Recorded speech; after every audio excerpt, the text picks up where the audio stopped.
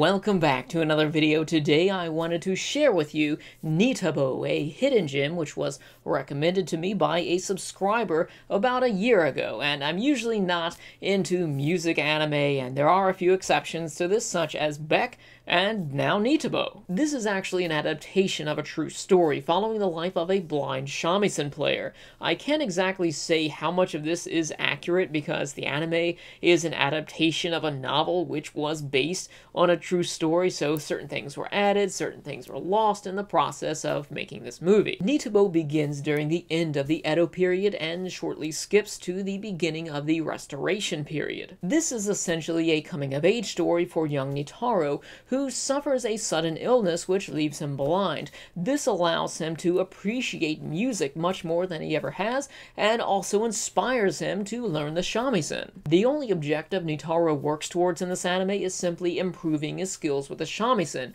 At first, I will admit there was a bit of a struggle there after his father died and left him basically helpless, having to fend for himself, playing the shamisen on the street, hoping to survive simply on tips alone. This conflict eventually took care of itself as Nitaboh gradually established his own audience. As these characters offer various types of encouragement and support, it's obvious that the story only focuses on Nitaboh as it doesn't flesh out any of these other characters. It's here that Nitaboh trains to come into his own, evolving into his own unique style of shamisen music, and while the story doesn't revolve around any big suspenseful conflicts or have any big payoff at the end, I felt that the ending itself was satisfying, and it basically, you know, everything that he's worked for finally comes into fruition, and it was something that I really enjoyed, as well as several of my other friends that I watched this movie with. Because this is based on a true story, it may not be as eventful as you'd like, but that is a problem consistent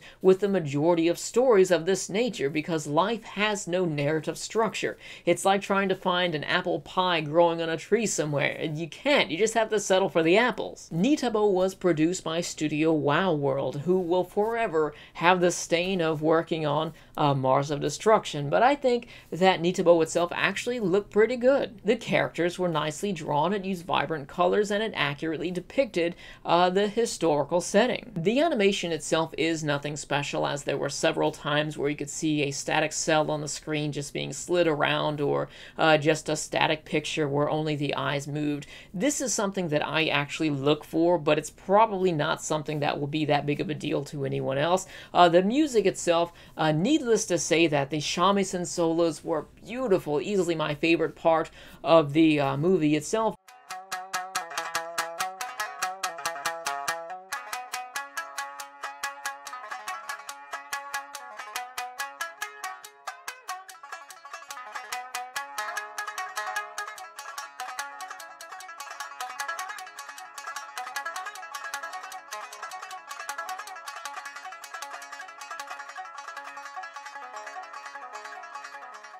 This will probably never have an English dub to it, but it's fine because we have the Japanese and that works fine for this. My final score for Nitaboh is a 7.5 out of 10. If you enjoyed Nitaboh, then I recommend checking out some of Akio Nishizawa's other works, as he was attributed to being the director and working on the storyboard for Nitaboh. He's only worked on 2 other movies aside from this that I can find, but they have similarities. They are both set within historical time, around some historical events, and one of these movies is actually another musical, so it's safe to say he is within his element, and Nitaboh was actually the first project that I've seen that he ever worked on. So anyways, if you've seen Nitaboh, then let me know your thoughts about it in the comments section below. Thank you for watching, and be sure to stay tuned next time when I review From the New World.